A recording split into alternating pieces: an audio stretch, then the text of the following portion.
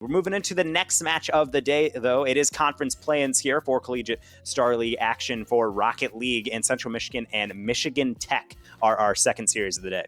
They are. We were talking a little bit about this one at the start of the broadcast. Central Michigan, a little bit less known here in the CRL space. They've been around once or twice, but Michigan Tech is the real question here. We are going to be looking at Tater and Stu. These are a couple of mainstay players that we knew, and Ninja rounding out their roster here for today, who is a little bit newer to the scene. We usually saw Swanky Bubs subbing in for Michigan Tech after Ducky was... I guess after Ducky left the team. So Ninja coming in on this one, potentially the new solution for the Huskies here, and we'll have to see how they perform. But again, I think this is going to be an uphill battle. Central Michigan, as I said, they haven't really had the most strength that we've seen in a CRL team just outside the bubble. Yeah, and this is where previous history does help us out, being conference play-ins and of course having round robin be our regular season. We do have prior experience with these two teams. It was Michigan Tech seen there as the Huskies in the second seed, being able to take down Central Michigan in a clean sweep. However, over the time, those games got closer and closer. It's like Central Michigan was starting to figure out the series, get more warmed up into it. So I'm curious to see if they went back to that tape and started looking back through these losses, because absolutely when you get beat in those round robins by a team that you think could be higher up on you in the table, it's only natural that you're going to have to prepare to face them in a situation like this, a single elim bracket to get into that conference championship, and they have everything to prove right now, Central Michigan. They do, and we have the players ready to go here. And Taco, I'm just going to do a quick prediction, right? I got MTUs back in this one. I actually went to Michigan Tech for a little bit, so I feel a little bit biased in saying that. Hidden bias. But, well, not so hidden bias, but players are getting to the lobby now, so I'm going to give it to MTU. Taco, what's your 2 cents? I mean, Michigan Tech was an absolute monster like dark horse in a lot of the East, but they did lose Ducky, which is quite the loss for them. However, they still have 2 fantastic players in Stu and Tater, and so therefore I'm looking to see what Ninja has to do about all of that. Kicking off, though, everything on the table for these two teams. How is it going to start off? I guess we'll just have to sit back and see. It's going to be Tater early on, but no one home. Central Michigan early passing. Ninja was not ready. Stu was, and a bullet of a shot nearly put Central Michigan in the lead. Oh, Ninja almost there on the counter as well, but unable to make contact with that one. I'm a little bit surprised. We got a BMW on the field here on Brendo Plus. So, a bit of a little note there. That's quite a neat car in my own opinion. But again, the question here is all about Ninja for me. As a Season 3 Blizzard Wizard title. So, clearly, some major strengths being played out here. They're going to receive a pass here from Stu. Can't quite navigate that one into the lower right-hand corner, though. We cleared away, and we continue to play still scoreless here. MTU upfield here. Tater can't quite get that redirect to put it on target. Yeah, and Tater is certainly a player that I want to watch. They are a one's mech god. They have so much control in the air, so certainly if they get an uncontested read on the side while they're going to take it, I think that's really the X factor for the offense on Michigan Tech, although they have plenty of weapons around the field. They're getting some good advances forward, but I haven't seen anything too decisive. A lot of just touches around the goal, and up until there, nothing too hot that they had to contest Central Michigan. So still at a 0-0 scoreline. To be honest, after getting swept in the early season, I think this is exactly what I want to see out of CMU. How about their first goal? Bishop Jason barely missing that one over the top of the goal. Honestly, I feel like you shouldn't have said anything there, Taco. Those reads could be a Shh, it's fine. It's fine. It's fine. In any case, though, those reads can be a little bit challenging, but I feel like they're going to want that one back, to say the very least. Could very well have been the leading goal. Feels like MTU are really struggling to find this finishing touch here. They've only had 1 impactful shot on target in recent memory here. They haven't had a significant amount of possession on the attacking half either. This one's actually going to go out in front here. Bishop Jason can't turn on it. Hater, no possession there in the 1v1 either. Brenda will simply guide this one back into the opposing corner. This really seems like a neutral and quite even game, which I've got to admit surprises me just a little bit. I get a lot of favor here to the Huskies at the outset. Tater finally will put one on target, but Brendo is there to close it out. Yeah, these shots aren't fast enough. CMU has a lot of counters, and I love the outlet passes. Every single time they have a counter, it's not just a long clear down, it's finding that player looking upfield, and like sooner or later that's going to pay off for them if MTU does not have the answer. But they are In fact, answering back with a lot of shots on target. Now, finally, they can't get through the defense, so they will send one to the graveyard. 1-0, and Ninja puts them on the board. It looks like on the other end, they're going to need a Monster Reborn if they want to make a defense on this one. Hey, in any case, 2:16 here on the clock for MTU. Taco, I gotta ask, did you even get that reference? I'm not going to really lie to you. It's good. I did not understand that reference. Well, you keep talking about sending people to the graveyard, and it just reminded me of like Yu-Gi-Oh, so I went with a Yu-Gi-Oh reference. Unfortunate. In any case.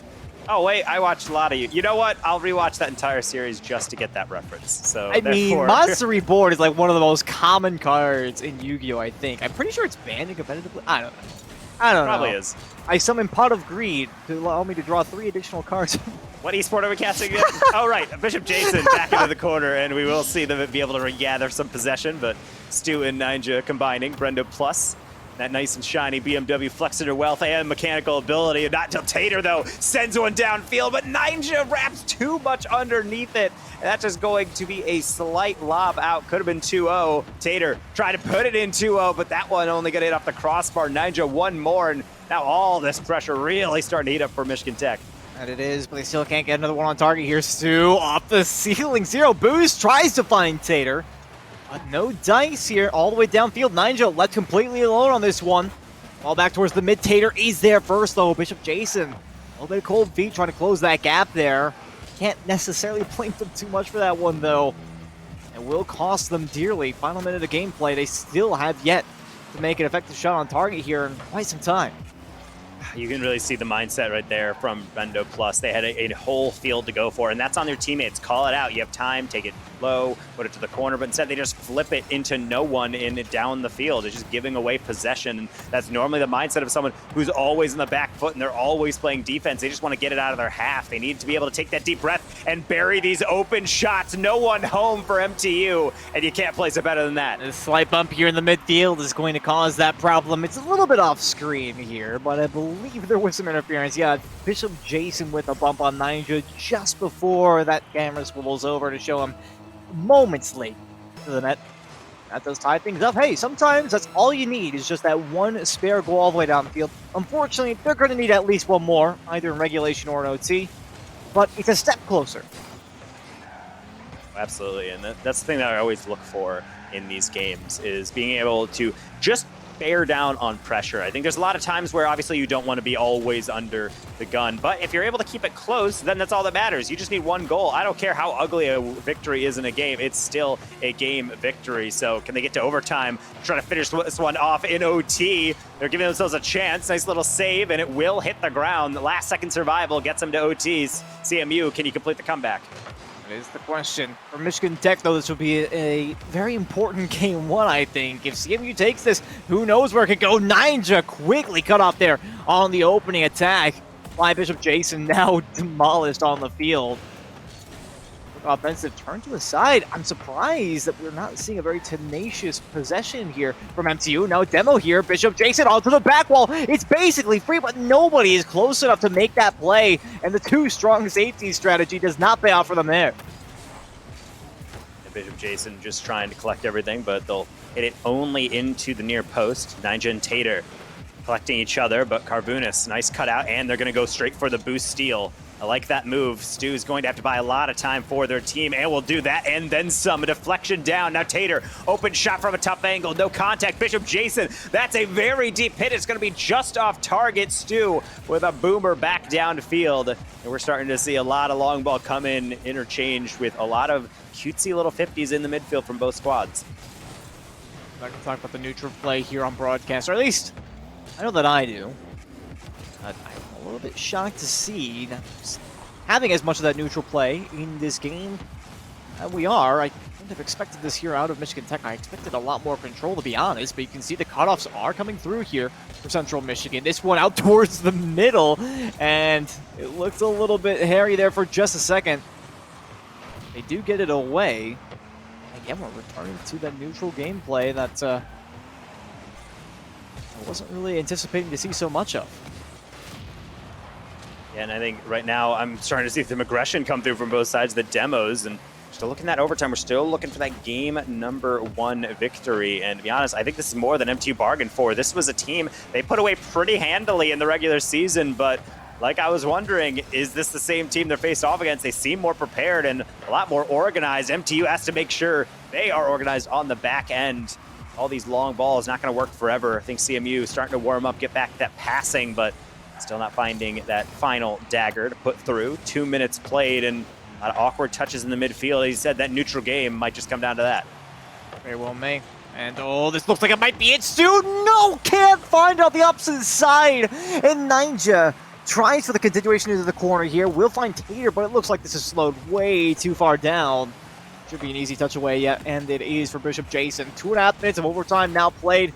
The highest quality opportunity I've seen in a while here. Tater for the drop down, and will find the angle, receding from Stu. And MTU will finally take game 1. That felt in my soul like a Lou boost play. No one really available to get it, and Tater knows it. They went up for that aerial incredibly carefully. They know it as long as it's anywhere under the bar, most likely finding its way through. So MTU coming through, getting the victory, I guess is somewhat in line with our expectations, but the path we took to get there, quite different. 1 goal going through for Tater off of 9 shots leading the way through the 14 that MTU was able to put on. Yeah, they're going to have to repave the road, so to speak, because it feels like this is certainly off of the beaten path for them. Still 9 shots alone to Tater. But when your conversion rate is, what does that make, like 11%? Well, let's just say that that's not exactly the greatest look for you. So hopefully for MTU's sake, they can bring that up. But for Central Michigan, this was an amazing performance. The fact they're able to hold on defense and get a couple of spare attacks here and there was rather nice. And I have to say, their forays into the offensive end, again, using that individual to lead the way, it's a strategy that I see is not terribly uncommon if you're trying to break down the opposing defense while still safely maintaining your backline. So it's not a terrible strategy, though it may not succeed nearly as well in the future here. Yeah, and I think that's the one thing that I'm really shocked by MTU is that normally Tater is a player who likes to take the ball on their hood and try to make all the plays happen. And I felt like they were just trying to play that ordinary Rocket League. You hit it around the goal, you're trying to force mistakes, and it did work over time. But Central Michigan, I was really impressed with their offensive capabilities. This is not a team just trying to scramble any shot on target and they might get a gift or two. They're actually genuinely building organic chances, and I think I like their chances going into game number 2, but they need to bring some of that game 1 flair and confidence. As MTU have enough to fend them off? I guess we'll just have to wait and see. That early shot not going to trouble Tater at all. We're going to be back under the orange half as they send it right on back with a little bit of ping pong. The question now, CMU, do they have the tenacity to get back into this series? Or will BM2 runs away with it? Stu tries to put an answer to that question immediately here. 1 goal already here, but a little bit of a misplay there on the side. Ninja couldn't force it away from him. And that's one of the biggest things about really capable strikers in Rocket League is having that predator instinct to understand that as that ball is coming across from Ninja, you don't jump after the flick goes through. You jump as the flick happens, and it happens to be that Stu is quicker to it. Yet again, lightning strikes twice. We'll be able to get very quickly up to this read. A great setup by Tater, but still a lot to do, and Stu does it well. Yeah, very quick pace on that play. And I think that's the MTU special that we kind of expected, is a team that you would anticipate has a significant skill advantage would be able to use that kind of speed basically on the regular, but we haven't really seen much of it, so it's nice to see it make an appearance here, and Tater almost actually receiving from Stu there. Looked like a high-velocity play for a second. Stu just going to do it all alone, though. That's a hat trick now within a minute of gameplay. And that's a really surprising play here, but I love it from Stu. The gentle tap forward, baiting in that first defender, and then just gets 1 more extension. Didn't expect it to actually find its way through, but it's a really good draw in from Stu using the individual mechanics. In a team-based game such as 3v3 competitive Rocket League, it's nice to see one player just step up and take control. That it is. And for MTU, Stu... well, I gotta be honest, I don't really know who exactly is the team lead on Michigan Tech, but I feel like Stu is a calm, collected kind of personality. Tater's a little bit more outgoing, so who really knows at the end of the day, but could be either one of them. But Stu is the one stepping up here and now for their team, and this might very well be their entrance into game number 2 and potentially taking this conference play-in. Actually, kind of always how the archetypal personalities kind of work out. You got one person who's very confident, very outspoken, and then you have one that's a little reserved. Comes to mind as Lucia and D-Bank on UNT as well. Just very, very back and forth. Maybe that's just what good teams need. They just need that kind of complementary play style. Whatever it is working for MTU. There is no close competition here. They are roaring out to a 3-0 lead. Only one shot for CMU in the first 90 seconds, and doesn't seem to be improving anytime soon. MTU just toying with their food, it seems. Stu inches away from flicking through a 4th goal for themselves. That would have just been insult to injury at this point. I said how I wanted them to bring up their accuracy a little bit, right? What was it that they had at the end of last game? Somewhere in a ballpark of 17 shots. I don't think that's quite on the nose, but still fairly close. Well, they only had 2 goals. This time around, they've got 5 shots and 3 goals. So certainly some major improvement there. They're up at 60%. You mentioned how that is quite the ratio. In the last series, we saw USF able to pull that off in one of their games. Tater looking for the double tap here. Simply no boost in the tank. Stu for the follow-up. Can't dunk it through. Jason is there for the save. Ninja with the safe midfield, and CMU still have to play defense regardless. Stu, flipper, he set on target, and not quite in! Brendo makes just enough contact to touch it out to the side. In denial here for MTU.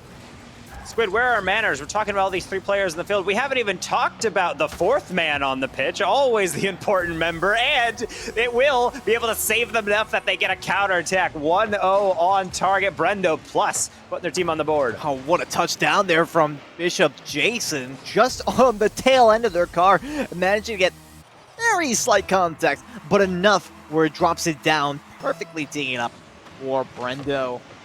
And what a play there for CMU, but at the same time, it was off a counterattack, so perhaps not scoring off of their own merits. This time, though, they will be, and Carvunis assists Brendo plus for goal number 2.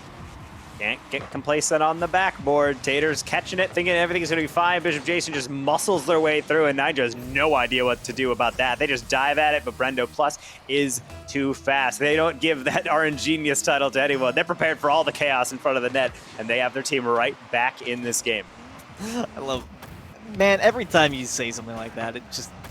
it feels like an 80s action movie. You just say, hey, hang on. That is Brendo? the exact aesthetic I'm looking for. Sorry, it just feels, when you say Brendo Plus is too fast, it makes me think of Kyle. It just feels like he's acting like too fast. It's just amazing. I love it. In any case, they do have this 2-goal, I guess, margin to work with now. TU unable to really get this anywhere effective on the offense. I'm kind of feeling a little bit anxious for them now at this point. They've got that game 1. It felt like game 2 was in the bag after the first minute. They scored 3 goals in 40 seconds of game time from the outset, but now they find themselves in a spot where they can't even count on insurance.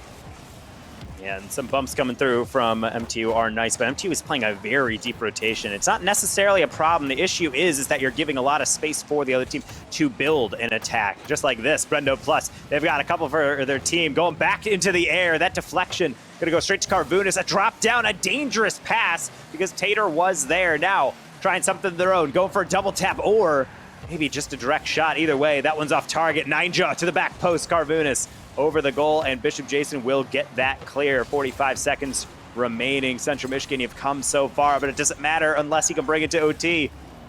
That's the question. Ninja, the high shot. Oh, tucks it upper 90. And potentially a dagger here. You talk to CMU. It doesn't matter unless you can bring it to OT. This one is just gotta hurt. You cannot get any higher and to the left than that ball right there. But it slowly trickled in. They were just forced to watch it on the goal line. Talk about picking your spot. Ninja jumped, and I'm surprised they still even had their flip. They were just trying to get any piece on it, knowing that they don't need a weak shot. It just needs to be somewhere somewhat awkward. And top left corner is a great way to do it. I'm sure CMU holding their breath, hoping for a post. But the 4th man, they're out to lunch. They're not available to help you this time. 20 seconds remaining, and we're going to have to see really how MTU closes this game out, because it seems like they've mounted the comeback. They have that resilience, and there is the skill I'm looking for from Tater. All that respect from CMU. Triple commit, but not going to do him any favors. This game is over. It was a valiant effort, but it seems like MTU taking game number 2 and just 2 away from marching on to face off against Akron in the conference championship. They might be starting to ready themselves to pull out the brooms at this point. There's still 2 games minimum to go in the series. Oh my goodness, Taco, I don't know if you're seeing the same thing that I'm seeing. Again, it's Stu with far and away the most shots in the game at Ooh. 11 alone. Yeah, not collectively for the team. I want to make sure everyone knows that. It's 11 just for him alone. Which is That's insanity. almost triple of both his two teammates combined, because Ninja and Tater had 3 and 4 respectively. So yeah, that's quite the offensive output. I think I would take that for my teammate as long as they're at least scoring a hat trick and above. But as we saw earlier, CMU is a team that gets better and better over time with series, at least historically in the one thing we have in the sample size of games between these two squads, but it's still just not enough. MTU just feel like their best weapon is just using that offense as their defense, but I'm sure some regular defense will help as well. Brendo Plus really the only one getting them on the board consistently, and now as we head into game number 3, I think this is going to be a turning point if CMU can get a nice victory under their belt. You do not want to have to engineer a reverse sweep in the conference playoffs in a BO7. Yeah, I definitely think I could consider that to be a suboptimal situation. And oh my goodness, Stu. Oh, I wanted to see the double tap, but it wasn't meant to be. Still finds the gap though. And Stu, again, the opener for game 3 as he was in game 2.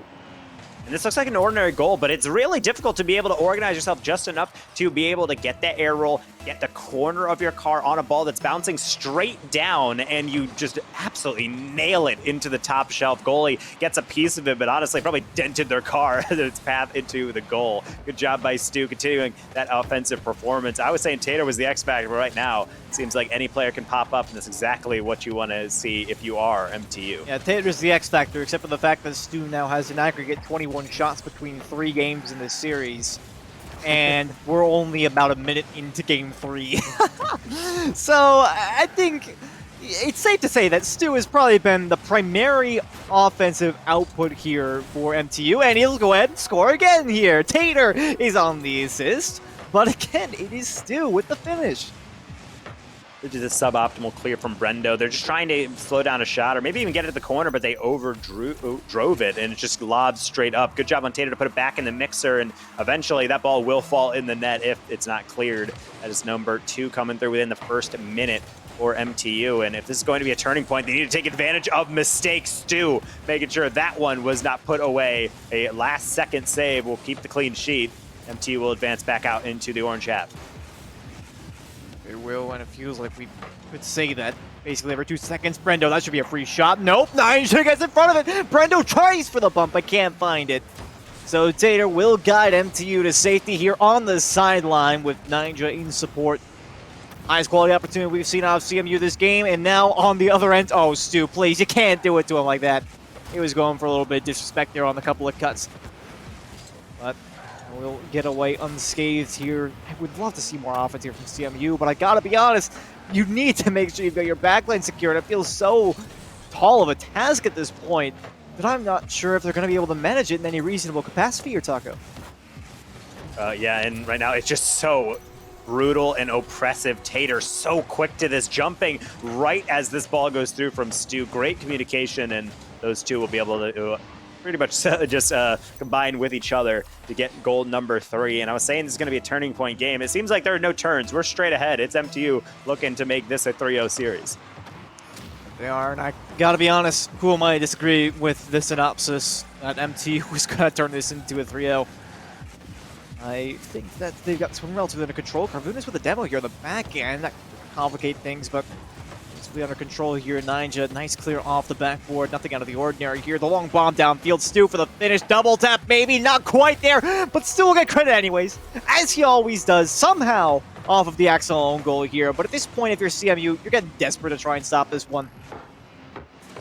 I mean, it's really just a great putback by Stu. Even when that goal is not in, that's why it's so important to be able to angle your car in the air roll, just to put it near the goal. Because even if you're not going in and you don't have a goalie in, you have to wrap all the way around if you're Brendo to try to clap that somewhere into the corner. And that's just too tall a task. They run right into it. It's an own goal technically, but Stu will gladly take that, shooting 100% as if last stats weren't impressive enough. So definitely leading the way for MTU, very much in cruise control. And what I'm seeing out of Central Michigan is the mindset of a team that is being beaten down. That goal will do a lot to steady the nerves, but a lot of chasing. They can't rely on these long balls forever.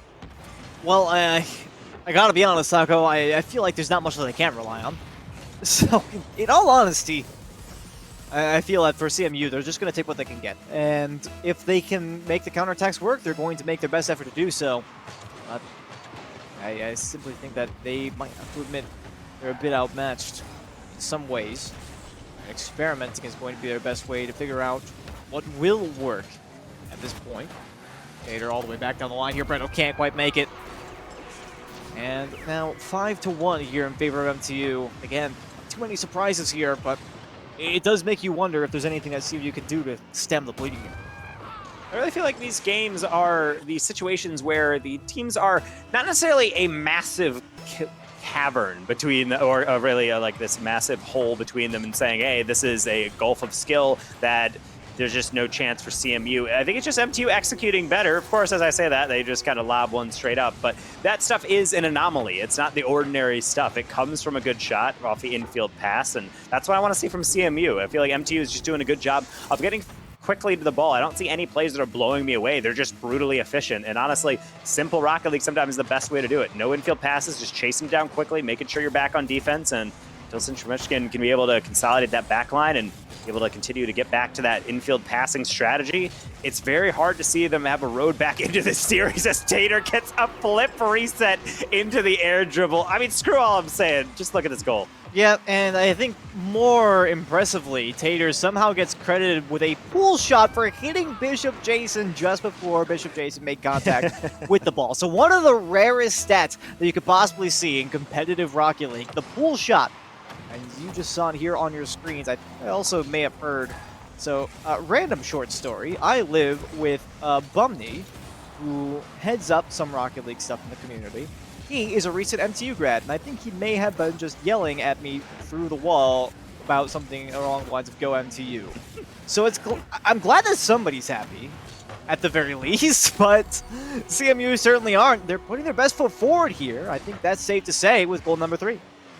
That's just an ugly touch from Tater. Honestly, I think that was 100% a catch that just got away from them. And one of the weirdest opportunities in the game is when you're expecting it to be a clean catch and instead it bounces out, and you just really have to look up at the sky and hope for a good outcome. Nothing came there. It's a third goal, but can't get your too much of a frown on your face. 3-goal comeback in 75 seconds isn't the most likely, but Central Michigan going to try regardless. That's the pass I want to see. That not the finish, though. Off of the post and out. Stu with another double tap off the side.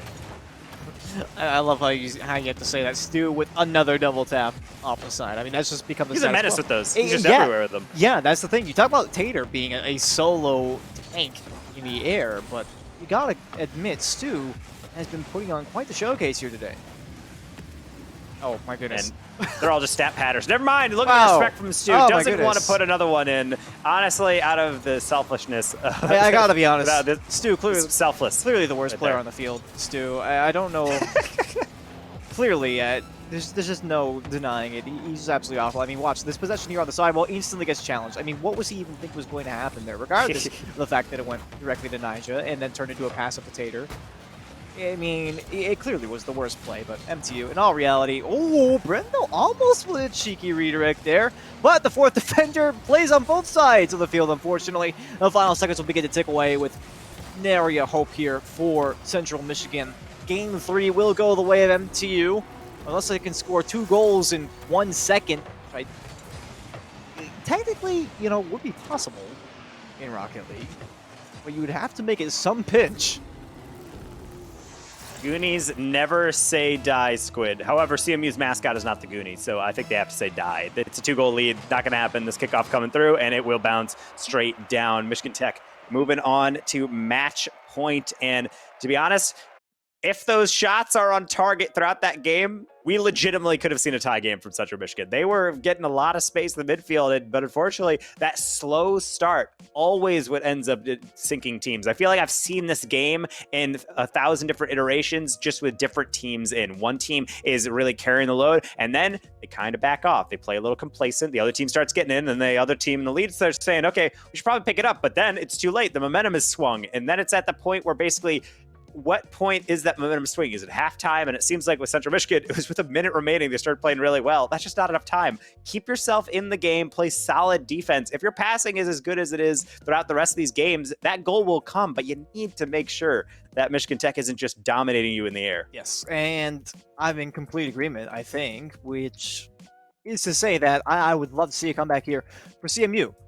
Do I expect it? Not at all. I mean, a 4-game streak here against an MTU that has historically been very strong in the mechanical game, it just does not seem likely. There is the off chance. But if MTU do start out fast here and gain that early lead, the likelihood is that they're going to be able to keep their foot on the pedal at least enough to close this one out. So game 4 now on the horizon here, and Central Michigan have one of the largest tasks ahead of them that you could possibly ask for in the competitive setting of Rocket League. I guess it used to be, up until the best of 3, best of 7s were introduced, Taco. The reverse sweep, as they sometimes call it. Or would However, it be, yes, the we reverse are. sweep? If you're, I don't know. Yes. Whatever the answer is yes. We are sitting down and looking at a regular reverse sweep in this best of 7. And to be honest, I still think they have it in them. They just have to make sure they play defense. I don't know if they're going to be able to actually complete it, but I would not be surprised if we see a game get take off MTU, but it's really going to have to start in the backfield. One of those classic squid rules of Rocket League, or whatever the terminology we've decided to Squid put that on the moniker. Squid strats for Rocket League is make sure the defense is secure first, especially on that backboard, or preventing these air dribbles stew with all the time in the world, and they make the most of it. Yeah, well, you know what I love about your analysis, Taco, is that you said it like it's such a simple thing. It's like, hey, they just need to start on defense. Except it's Bishop Jason alone in a 1v1 against Stu and having to avoid a demo from Tater right at the start. So, I mean, it's not that simple as just, hey, play defense. Wow, I didn't think of that, Taco. I should really do that. It reminds me of back in season 1 when people actually realized that defense was worth playing at the first time. You ended up getting people sitting in the net all game. But I'll digress from that for now. The point I'm trying to make, obviously, that Central Michigan, despite the fact that they could clearly afford a little bit of strengthening on their defensive side, it feels like it might be a moot point if Michigan Tech keeps coming at them with these incredibly strong mechanical plays. So perhaps they're just trying to divert all their resources onto the attack, and perhaps it'll pay off. Not this time, though. And honestly, this is where I'm really getting worried. That ball that went across, it's on the backboard. There is no read that you can get a second man. There's no third man back, and yet they're still going for it. And they try to get a shot on target, and there's just nothing doing on it. I want to see Central Michigan be able to look for more high percentage opportunities. If they don't have the initial read, back off, get boost, and then go back in to hit it back in. That's what offensive rotation is about, choosing when to be aggressive and when to play that passive role to be able to keep possession. I don't see that out of them, and I think that's a big reason why we just see occasionally some shots coming through, but ultimately it's just a shot or two, and then they immediately retreat, where meanwhile MTU is just coming down and getting really quality opportunities because they're picking their battles or making their own battles. Tater with a brilliant keep in, but not going to be able to follow through by Stu, and here comes the counter. They need this one desperately. Bishop Jason to the backboard. Carvunis, though, cannot make the read. I think that might also be part of the difference maker as well. You talk about picking your battles, but I mean, you can't deny the mechanical consistency for Stu and Tater is simply outclassing their opposition in a couple of ways. So perhaps there is potential. Obviously, CMU, they could outclass their opponents, but I just don't feel like today is the day for them if that is the case. Well, they do still have a reasonable chance here. We're only just past halftime. It's only a 1-goal lead here for Michigan Tech. Nobody has the answers just yet. Tater, huge pickup here to the midfield. Nigel forces one out to the side. Stu now over towards Tater. Perhaps just trying to put together a passing play. Perhaps they just don't want to step on the gas too hard here. But I gotta be honest, laying there off the midfield, especially with a 1-goal lead, doesn't seem like the play for me. No, and at least right now they still have that lead. It's all about making sure they get one more on the board, just have some security. I think that is the style that MTU is looking for, but they can't get too eager. They might have a sweep, and of course he comes with some confidence, but all these games, it's individual efforts. All the resets between games are so important, and of course the backboard defense is important too. Stu had so much time to build up and just nobody on the backboard to be able to slap that away. Wow, you know, that's so wacky. I'm sorry. I was just thinking again, squid strats. It's all you gotta do is you gotta follow squid strats. CMU, they have they failed in that instance, so they got punished for it. I think it's just frustrating that not all teams have bought your Guru self-help book for Rocket League. Do It's you really think something so? that Do you could, think yeah, so? I feel like it really could have helped them, especially because all 3 players there for CMU are on the goal line and none of them are on the backboard. Yep. It's a tough thing to see. Same with this one. They're so tantalizingly close, but Bishop Jason's going to get rejected by Ninja. Brendo Plus, who has really been the player to advance so often for the Central Michigan squad, continues to get rejected, and the 2-goal lead with 60 seconds remaining and their entire series lives on the line. They don't have a lot of time to kid around. They need to have something happen, and they need it right now. How about with Carvunas, a pinch off the corner, the pre-flip. It's past Tater, but it's only straight down. Stu to the sideline. Such a deep rotation from Bendo Plus. They will not be able to help out. Another clear will go down to tick some more precious seconds off. I understand half of what Brendo is trying to do. Obviously, any additional damage done at this point would be deadly. This one is defended by the 4th player on the field there. Brendo can't get the read back inside. Demo's coming out desperately here. Bishop Jason can't get it past Ninja. They are trying their hardest right now. Tater off the backboard. This has to be scoreable, but they can't beat out Stu to that ball. And now only 15 seconds to go here. CMU, almost no hope as blue players surround the ball. We'll get one more shot here, though, towards the backboard, but Stu is there, and that should close it out over to Tater and to finish the game with an MTU goal 4. Go-ahead goal, 3-0, the final score here, and a complete 4-0 sweep here for Michigan Technological and Taco. Can't say I'm too shocked with this one, but it was still a nice performance from CMU, to say the least.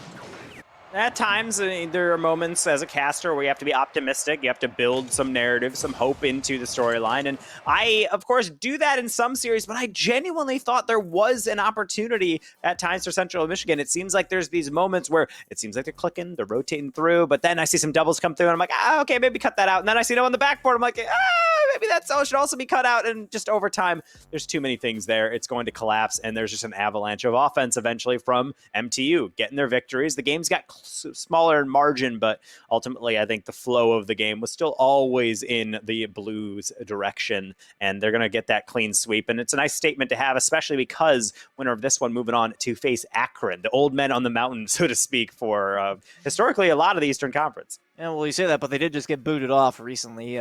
Well, actually by everybody, really, because they didn't even make it into CRL League play. So Akron, they were the mighty hero, now fallen. But, well, we talk about that at a different time. For now, it's about MTU. They move on to the conference championships and to face off against Akron. And I think that's really the story that I want to talk about. Ninja coming in on this roster, because I gotta be honest, the rotation did look solid. I will admit that there obviously is not the same catalyzing, I guess, presence that we saw with Ducky on the field, right? It was a completely galvanized force for Michigan Technological whenever they were on the field with all 3 of them. Basically, anybody was capable of making big plays at seemingly any time. It feels like Stu and Tater have since been restricted to a reasonable degree. They still have their moments, but Ninja does fit into the rotation well. So if they can figure out a way to play around that, they could still break into the upper tier of CRL. Yeah, I think honestly that's the biggest thing, that when you are building a new team and a new roster, the largest factor for me is you don't need 3 incredibly talented players like the top 100 caliber. You just need at least 2 players that can really hang at the top tier, and then 1 player who's just a solid player. They don't need to be flashy. They just need to be able to hang with the speed, not collide with you on rotation. I think that's actually the goal that people aim for with a lot of subs, or at the very least, your starting lineup. I think Michigan Tech does have that in Ninja. I don't feel like there was any moments where I'm seeing a mistake and I'm really gritting my teeth thinking, that could be better, or they're colliding with each other. They don't look out of sorts. I think the comps are there, and it's nice to see. And thankfully, we'll be able to talk with them. We have Ninja on the line right now for Michigan Tech after that clean sweep to pick their brain. Ninja, how are you guys feeling after taking that 4-0 dub to move on to conference finals? Oh, we're feeling excellent. It was a great game. We had a ton of fun. Props to the other team. We had a blast tonight, and everything went well. We made some adjustments since our last playtime, and we like what we've done. Well, I mean, you sound ecstatic, so very excited right now. Which is ironic. We were talking a little bit about the personalities of Stu and Tater on the team. I think we can kind of figure out where you're coming from there. But I think the question for us right now is obviously how does it feel for you fitting into this team? You know, there were a couple of big shoes to fill, but it seems like the rotation is going great for you guys from what we can see. And I got to be honest, you know, I've seen a lot of players in your kind of position that have grown into amazing assets for any team. So, how are you feeling about that overall? Can you envision the future here for MTU? Oh yeah, absolutely. Coming in here, it was certainly scary moving up from sub to a starter, especially some of our greater players, and they're just incredible. So stepping up to the plate and becoming sort of this glue for our team has been pretty tricky. But moving forward, rotations are starting getting smooth out and putting in the time for the mechanics, and we're looking forward to the future here, and we're hoping to really show off in this tournament coming up here. And so, looking forward, at least within the tournament, is that you've gone through the round robin, obviously, and you're able to go round by round and try to play against all these different squads and be able to get ready for inevitably Akron in the conference finals. Do you guys feel like when we talk about Akron, there's a system in place? They always come really collected, and they feel like they're all on the same page, and it takes a lot to take them down. Do you guys feel like you're at that level, or do you guys always feel like you're improving series by series and trying to come together with that chemistry and that cohesion? Oh, absolutely. So since the first time we played them, we've just taken a step back and realized that we need to play just a more solid game, and so we're taking it back to the basics to make sure that there's nothing that they can punish us on, because they really like to capitalize on all our mistakes. And so we're going to try and clean that up, and we'll be ready to take them when the time comes. I mean, on that note, I gotta ask you. I know that Tally's been doing a lot of work with you guys as a coach for Michigan Tech. So, have you guys been able to really fix up a lot of things that have perhaps come up since, for instance, the summer series for CCA? I know you guys actually did quite well in that, or at least had a reasonable bid in the competition. So, have there been a lot of those things that you've been able to clean up that perhaps you haven't noticed before? And I know you said you've got a lot of confidence in your changes, but has that really helped?